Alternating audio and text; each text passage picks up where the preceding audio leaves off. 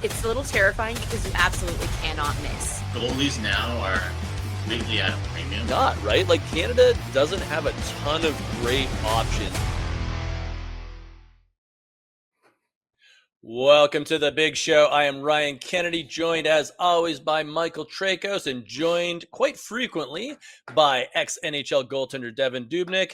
And boys, we got a fun one today. Let's start off with a little bit of mischief between the Detroit Red Wings and the New York Rangers. The Red Wings won that game at the end as the buzzer was sounding. Mason Appleton from the Wings shot the puck into the empty net. Obviously, it did not count, but Jonathan Quick, the veteran Rangers goaltender, was none too happy, went after Appleton. And then we got a bench clearing. I won't call it a brawl. I'll call it a bench clearing scrum. But Devan, let's go to you first on this one. You obviously played in the NHL for a long time. You know the etiquette. Was Mason Appleton out of bounds here, or does Jonathan Quick need to just chill? I usually side with my goalies. I'm not going to lie.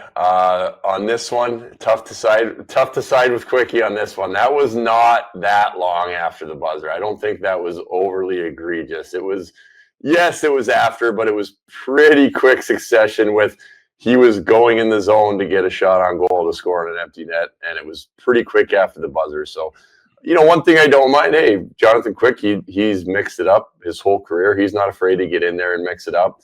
One thing I love about that is he actually gets in there. He doesn't Jordan Binnington his way in there and fake it. He legitimately is not afraid to get in there and mix it up. So you don't know where his emotions were in the game. If he was, obviously they dropped the game. If he was upset about something else, some frustrations from the game. Exciting for the fans to see. I think at the end of the day, nothing crazy happened, and it added a little entertainment to the end of the game, but probably not really warranted for Appleton, I would say. Fair enough. Mike, what was your take on the situation? I just love that there's so many unwritten rules in hockey, and every year it just seems like more and more get discovered. Like I didn't know this was something you couldn't do. It's like going bar down on an empty net. It's one of those ones you just don't. Right. Yeah, The Ridley Gregg slapshot. Not that long ago with Ottawa. Yeah, you get cross-checked in the face by Morgan Riley. Yeah, and even then I was like, "What? You can't do that. Like, you literally have to just slide the puck in. You can't take a wind up and take a slapper." So, yeah, man, I don't know. If you're an NHLer, like, there's enough things you got to worry about. Now you got to worry about like a whole book of unwritten rules. Mm-hmm. Yeah, but that's the whole point, is that they're unwritten rules that you know. So if you're breaking them, you're breaking them on purpose because you know the rules. In the league. Well, it's not in the league. It's just the hockey and working its way up. I mean, I don't know. I think that the empty, like, again, this is a little gray area here because, like I said, I don't think it was really warranted. But the slap shot on the empty net, it's just that's like a disrespect thing. And so again, if you want to disrespect the other team, take a slap shot on the other net and then deal with the consequences. If that's what you're looking for, then go right ahead. That's your choice. But understand that it's a disrespect to the other team, and you're going to get cross-checked in the face by Morgan Riley. Fair enough. All right. Well, one player we unfortunately will not be seeing on the ice for a while is Jack Hughes from the New Jersey Devils. Had some sort of freak injury at a team dinner last week involving his hand or his finger. He'll be out 8 weeks, and Hughes was off to a fantastic start for the Devils, 20 points in 17 games. Really unfortunate for a player who obviously missed the end of last year after he crashed into the boards and hurt his shoulder. So let's talk about the Olympic impact here, because Hughes was at the Four Nations for Team USA. Not one of the drivers. I don't think I'm talking out of school there on that team, but with the way he was playing this year, put himself in a very good position for that American Olympic squad. He's not expected to play before December 31st, and that's when the roster deadline is. So, Mike, I'll go to you first on this one. How does this impact the likelihood of Jack Hughes being on the American Olympic roster? I think as long as you know he's going to be healthy by the time that USA goes to Milan, he's on my team. Jack Hughes has done enough to prove that he's, he belongs there. I don't think there's a danger of, he hasn't played in a couple months, so maybe you take a Cole Caulfield. Who knows? Maybe I'm wrong about that, but for me, I like Jack Hughes. It's just this is a Team USA problem now that's just growing. Like, you're losing both. Like, right now, both Tkachuk brothers are out. Austin Matthews is out. I think Jacob Slavin is also out. Yep. Quinn Hughes just got back. Thatcher Demko is out right now. I'm probably Charlie missing McAvoy. Yeah, Charlie McAvoy just took a puck to the face. So, this is, hopefully all those guys are going to be healthy, because I think that's the last thing that anyone wants, is not to have the full complement of Team USA's roster. But, I don't envy the job that Bill Guerin's got ahead of him. Yeah. And Devan, when you look at Jack Hughes and his game, because assuming everybody's healthy by February, you got Austin Matthews and Jack Eichel probably as your top two centers.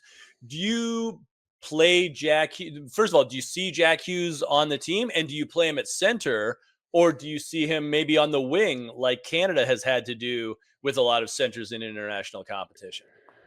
I think he's on the team. I agree. It's impossible. The way he's played, this injury, if it's a cut to the hand, it's not really something that you have to worry about healing. It's kind of just like keep it clean, and it's a timeline. I'm assuming unless there's more to it, hopefully it didn't do anything worse. But the way he's playing, he's a lock for me. So he'll be there, and then. Yeah, I think you have to explore those options if you want to put them at wing to make those lines what they want to look like. You could put a center at wing. It's tougher to put a wing at center. So they have that flexibility with him if they do want to move him up, not necessarily playing on the third line. I mean, this is a special hockey player, so you start putting them on wing with their top guys. It's pretty good flexibility to have. You look at the U.S. forward roster; it's pretty crazy. So, same with Canada. I mean, it's really outrageous, but they're going to need to move some guys around to make sure they're putting the best guys on the ice in combinations together. There you go. Well, hopefully the Americans get healthy soon, or else we're going to have too many podcasts to listen to. We know the Tkachuk brothers have already started one. Maybe it ends there. They are kind of the best suited for that. But let's stick on the Hughes clan for now. Quinn Hughes, who we definitely will love to see at the Olympics for Team USA on the blue line, 4 assists against Tampa Bay the other night, 7 assists in his past 2 games. Obviously, the sort of big picture story with Quinn Hughes is what happens when his contract runs out in Vancouver. Does he go across the continent to New Jersey to join brothers Jack and Luke with the Devils? Jim Rutherford from the Canucks brass had an interesting quote, as he always does, about what Hughes might do in the future. He says this: I think as long as we stay the course and keep getting younger players that we feel will play in the NHL and contribute to a team that can become a consistent playoff team and a contender, then that's what we would do. So he's basically saying, whatever Quinn Hughes does, we're going to keep, on our path. Devan, what do you think about that? Because Quinn Hughes, pretty elite player. I kind of feel like Vancouver should do everything they can to hold on to him long term. Yeah, that's your generic answer of, hey, it's not going to blow us up if he doesn't re-sign here. Such a unique situation because he's got 2 brothers playing in New Jersey. I mean, like, that's not something that most GMs have to navigate. So if a guy's got to sign there, you might present him with everything that you could ever present somebody. And if he's made a decision that he wants to go play with his brothers in Jersey, whether that works cap-wise over there one way or the other, we don't know. But you can't really compete with that. So you have to do your best to show that you're improving as a group. He's got to like the direction the team's going. And then obviously you're going to pay him a boatload of money. I just don't think I don't know if that's what's going to keep him from going anywhere because of that situation out east. Now, they have to recognize that if that is the case, and hopefully there's communication there, if that is the case and they're going to lose him, so you got to start finding a way to get a heavy return for him because he is a special player and he's incredible. He's got 7 assists in his last 2 games. but don't wait to the last second. They got to try to figure out what the direction is and have clear communication. And if you're going to lose them, that sucks. But then it's damage control. You got to go figure out the best package that you can get for him to do what he says he's trying to do, which is bring young players who can play in the NHL and be competitive. Yeah. 100% with you, Devin. Like, obviously, Quinn's got this year and next year before his contract runs out. This July 1 will be the earliest that Vancouver can re-sign him to a deal. So if you don't know by July 2nd, if he's going to be a Vancouver Canuck long-term, you've got to package him. You can't go into next season as, him being a lame duck scenario and, basically doing what Mitch Marner did to the Leafs this year. You've got to get a big return. And I 100% agree with you, Devin. Like, it's got to be like a Simone Nemec coming back or, something of like a high caliber so that, Vancouver doesn't take a step back. And they probably are going to take a step back because let's face it, like, even if you get Nemec back, he's not Quinn Hughes. There's, aside from Cale Makar, that's pretty much the list of guys that are comparable with Quinn Hughes.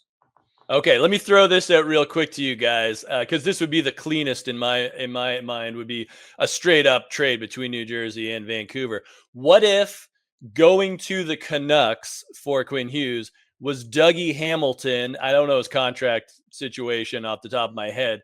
Dougie Hamilton and like a couple of first round draft picks. Would that be enough? Because the Canucks, I think, would be dead in the water without Quinn Hughes. And Dougie Hamilton isn't Quinn Hughes, but he's not like a scrub either. Like Dougie Hamilton can run a power play. He can play, 23, 24 minutes a night. He's a veteran.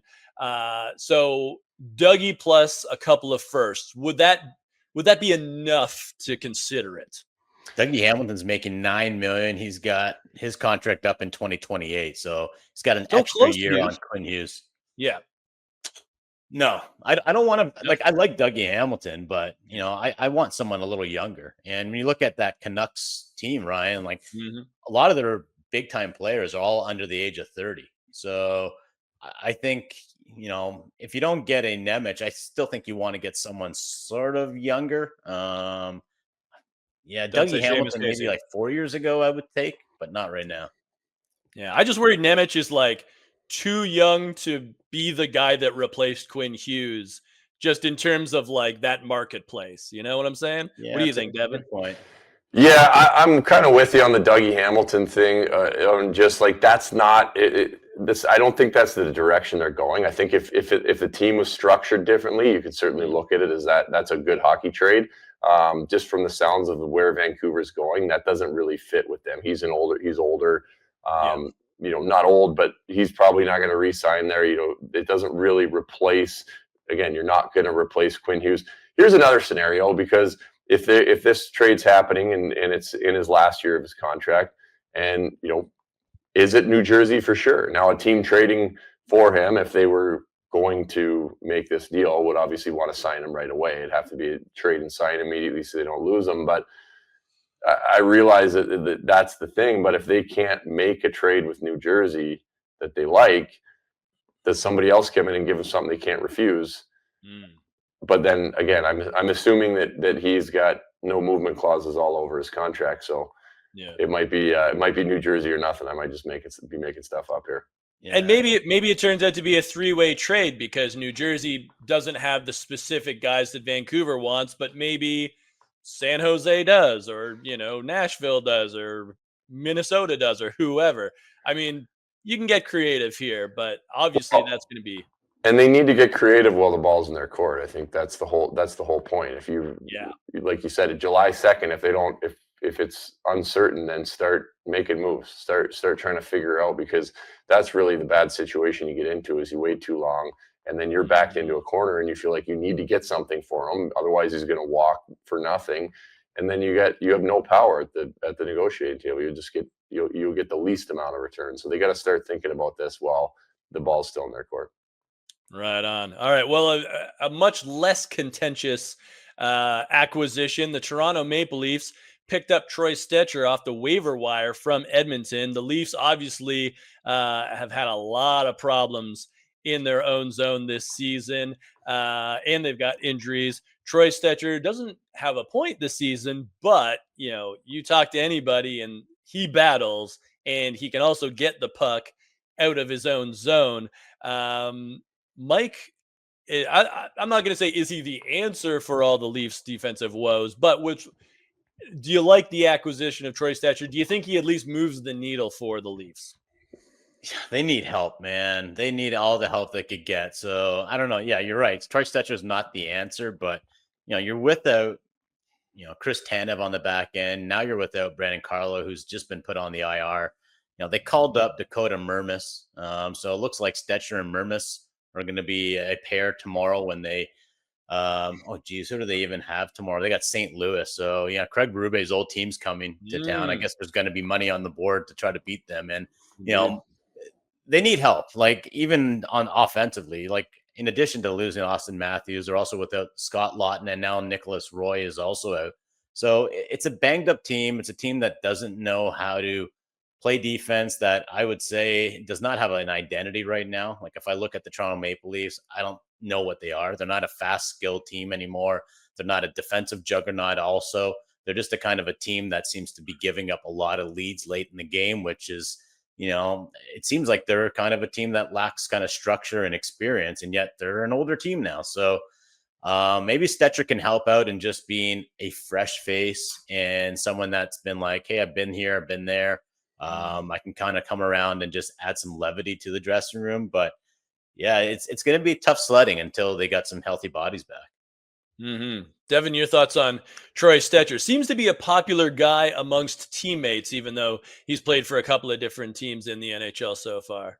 Yeah, I mean, he's a Band-Aid for them for the moment, and that's nothing against Stecher. It's just that he's a veteran guy, so they've got all these injuries coming, and they need a guy to come in who's been around. He's been on winning teams. Obviously, he's spent some time in Edmonton, and what's your job in Edmonton? Is to move the puck to the forwards.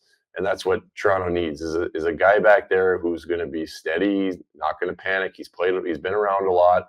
He's going to battle in the D zone and move pucks to the forwards, get the puck out of the zone, and just be a presence, because these guys start dropping left and right that are all your leaders in the room. And it's not easy to just call young guys up and throw them in. It's Toronto. We're talking about the Toronto Maple Leafs. It's not easy for you to just throw a whole bunch of young guys in the lineup and have it go out there and be calm, cool, and collective.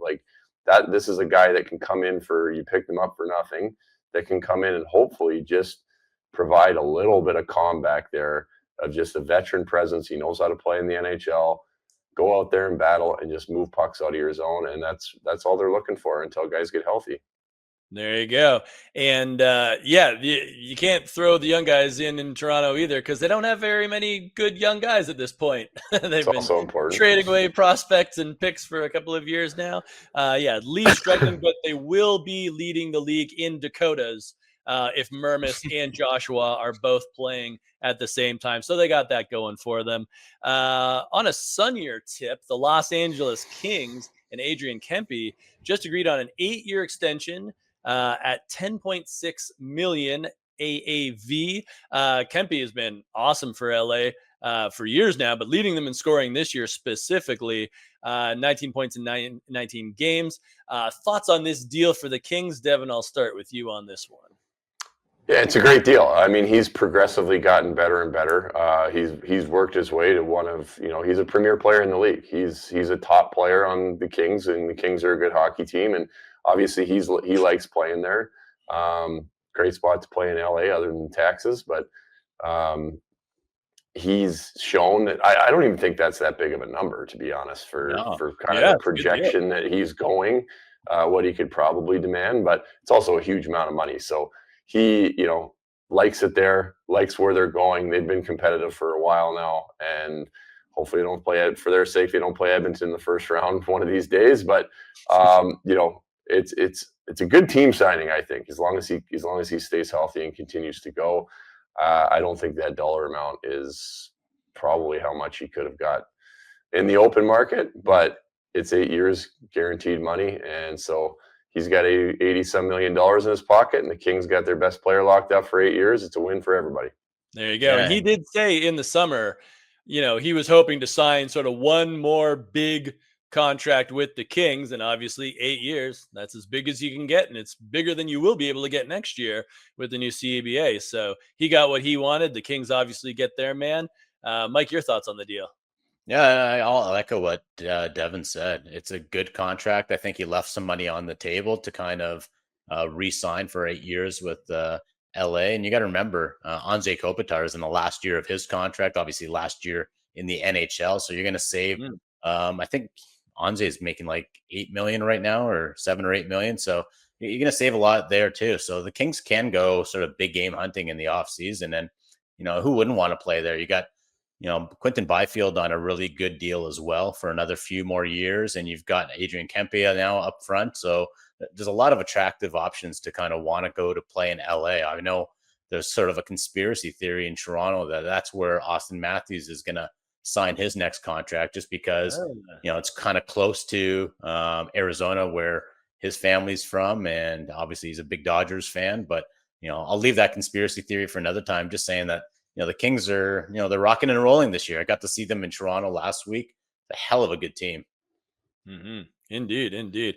All right. Well, one team that will hope that wants to meet the Kings in the playoffs at some point would be the Minnesota Wild, because that would mean that they are in the playoffs. They are obviously in a very tough Central Division, but Jesper Wallstedt, their young goaltender, got his second straight shutout on Saturday. This has been, one of the top goaltending prospects in the world for several years now, and bit of a roller coaster, as development always is, but seems like he's coming into his own. He's got a .924 save percentage. Devan, you are in Minnesota. Your thoughts on Jesper Wallstedt and his development so far? Well, yeah, it has been a little bumpy, not necessarily for him, just in trying to figure out and navigate how they want to develop him. And last year was a little bit of a mess with Fleury being there, and he was up for a little bit, not playing and all that. So nice that he's got the path. He got to come into this season knowing that was his spot and get ready for the year, knowing he was going to be the number 2 goalie behind Gustafsson. And now he's getting better kind of each time he's out there. This is now his time. He's a full-time NHL goaltender. It's his time to experience these things, go through these games, go through a full season, playing more. And if he keeps playing like this, I think that, Gustafsson's a great goalie too. This is not changing anything, but he can earn more starts. There's no reason, it's beneficial for the team to limit your starting goaltender to, as few games as you can, while still having him be sharp and be playing. If you got a guy who not only is winning games for you, but this is a prospect in your pipeline who can eventually be your guy, I think it's important to continue to give him games if he keeps giving you efforts like this. And I like the way he plays. I think it's nice to see a guy who's not super technical, robot-wise. Obviously, he's great. He's technically fine. But I like he breaks out of it a little bit. He looks like he's playing goal. He looks like he's playing the game, and not just push, stop, set. Everything's the exact same thing. He's fun to watch that way, and exciting things for the Wild if he can keep it up. Right on. And Mike, Minnesota, they had a bit of a skid earlier in the season, but now they've picked it up again. Obviously, they're in a playoff spot right now.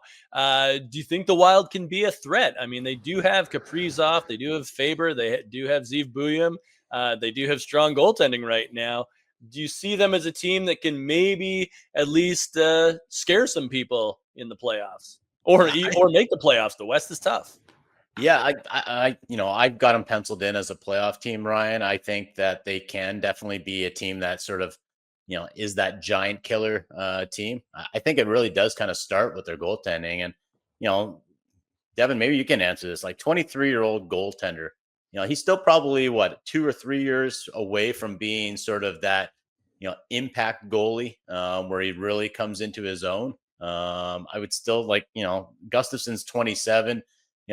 They've got a good kind of 1-2 punch here. And, right now, Gustafsson, even though his stats might not show it, like he's only allowed 2 goals in each of his, 4 of his last 5 starts. So he's playing well. I think now that you got Wallstedt also playing well, you could have a scenario by the end of the year where it kind of looks a little closer to a tandem than right now, because I think Wallstedt's not even getting half the starts that Gustafsson is getting. So, like to your point, Ryan, the Wild, they're still a young team. I still think that, we're going to be talking a lot more about them maybe a year or 2 years from now, where some of those teams in the Central start kind of fading out. But right now, I like what the Wild are doing, and they could be one of those surprise teams come spring. Mm-hmm. Right on.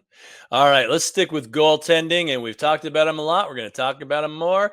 Stuart Skinner from the Edmonton Oilers just moved ahead of Cam Talbot for 5th on the Oilers' all-time wins list. Grant Fuhr is number 1 with 226. Stuart Skinner now has 105. Devin, you are number 10 at 61. So Stuart Skinner, 105 wins.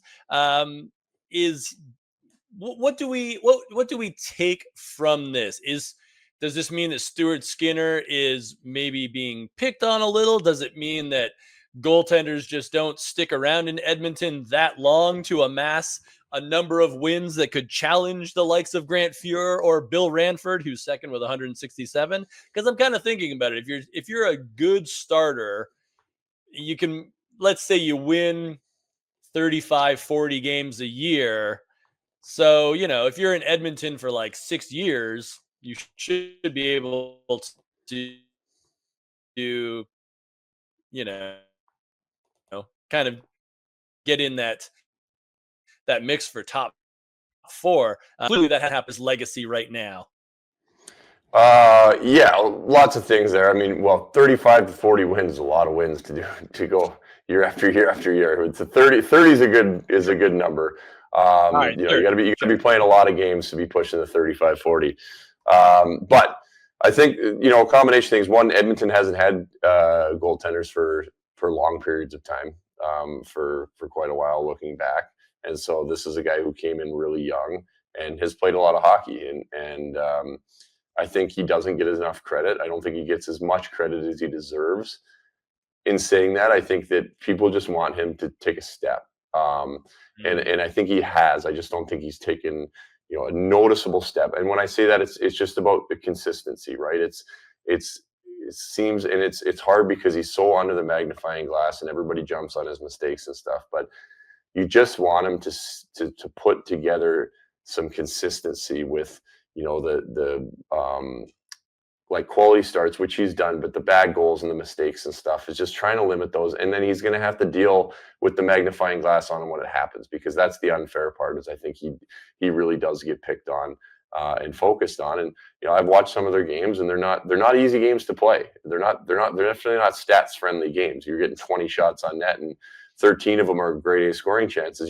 There's no feelers. There's no, it's not you're not going to go give up one. You might sometimes, but I don't know. I think there's just some things like that with Stuart Skinner that you just got to go back and remind yourself that he's 26 years old, and he's been how many playoff games has he played? More than 90% of the league are ever going to play. He's already played, and he's 26 years old. So all these things he has in his back pocket, I just think the fans are looking for just some noticeable jump forward, and he has moved forward incrementally, but that's going to be on the team as well to start to play better, and they have, and play consistently for him in front of them. Fair enough. All right, one more question here before we get to rapid fire. Mike, this one's for you. What's a storyline in the CHL you think more people should know about right now? We are almost a third of the way through the major junior campaign. Who's caught your eye? Well, let's talk about the 2026 NHL entry draft, Ryan. And one guy that I know you've got your eye on probably as a top 5 pick is Windsor Spitfires tall forward Ethan Belchatz. He's probably going to develop into a power forward in the NHL one day. He's got 16 goals in 21 points so far. So Ethan Belchatz is a guy that was drafted first overall in the OHL priority draft. 6'5", he's probably going to be pushing the scales at, 240, 250 when all is said and done. Big strapping guy. Going to be real interesting to see where he gets selected, because not a lot of guys that tall play a skilled game. When we're talking about 6'5" players, there tend to be goaltenders or they tend to be defensemen that are more along the lines of a Zdeno Chara kind of makeup than a guy that can kind of take the puck and go through a team's defense and score. And he's mean too, which I love. When you're that big, you might as well use it. And yeah, I'm a big Bell Jets fan. For me, the great storyline is the Brantford Bulldogs, also in the OHL, still haven't lost in regulation. We're almost a third of the way through the season and still a big goose egg under their L. They've dropped a couple in extra time, but still none in regulation. They are a juggernaut. All right. Speaking of juggernauts, for over 75 years, the Hockey News has been the ultimate hockey fix.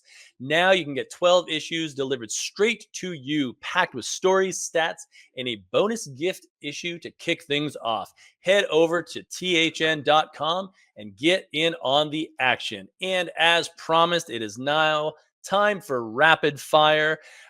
Kick it off. Again, thinking about Jack Hughes and his horrible luck with that team dinner injury. What is an unusual off-ice injury that you can think of? Mike, I'll start with you.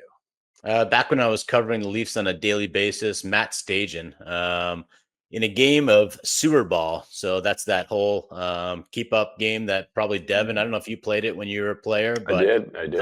Took a soccer ball right to the eye. I guess his eye was open at the time, and had to miss at least a week or so because of that. So, I know that game's supposed to get you nice and loose and limber, but it obviously sometimes, causes more problems than it kind of, prevents. Ooh, Devan, how about you? Unusual off-ice injuries that come to mind? I always think of EJ Eric Johnson and his golf cart injury is always a one that pops into my mind. I wasn't playing anymore, but I had an off-ice injury. I didn't break anything other than my fingers when I was playing. I was pretty healthy, and I ended up breaking my foot, which was embarrassing. It was right before we went to Mexico, and refused to wear a boot, so I just probably delayed recovery a lot, but I just limped around on it, and everybody's like, "Oh, how'd you break your foot?" I was walking our dog. There's no sidewalks here, so right along the side of the road, someone had driven off, and there was a nice little trench in the side of the road, and I had turned around and was kind of getting her to hurry up. She was smelling something and just stepped right on the side of the road in the trench, whole body weight right down. Ooh. Thought I just rolled my ankle, ended up with my first broken bone. Fortunately, I wasn't playing anymore, but that's all I got for weird ones.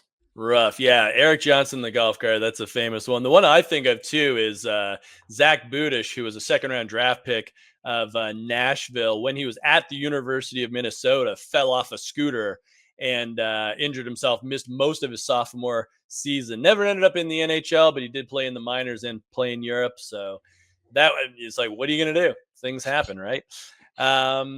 Next question. Which NHL player had the best week on the ice or the worst? Mike, I'll go to you first on that one. I'm going to go with Dallas Star and possible USA Today hopeful, Jason Robertson. 6 goals, 9 points in 3 games. And, with all those injuries piling up, Ryan, with the Americans, don't be surprised if Jason Robertson, who was snubbed from the Four Nations tournament, ends up on Team USA. Good one. Devan, who's caught your eye this week, either good or bad? We had I was out in New Jersey doing NHL Network, and we had a lot of Rangers coverage. So I'm going to go with the bread man, Artemi Panarin. He had a great week, and lots made about his shaved head, which was pretty funny. We had some great visuals of with hair and without hair. Points, goals, assists, all stacked up, and the new bald look is interesting, but it's working for him. So it's catching on, Devan. It's catching on, bud. There you go. Mike's a big proponent. I'll say for worst week, Kirby Dach out long term again with an injury for Montreal. This guy just can't catch a break.